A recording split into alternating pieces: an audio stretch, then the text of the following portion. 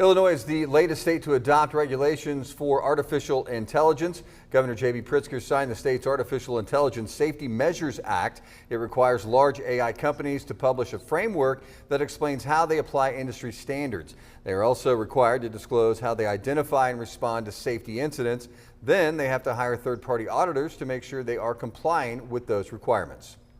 History has shown time and again that thoughtful regulation is a requirement for sustainable innovation when our economic and national security is at stake. Illinois has chosen our path. We want innovation with security.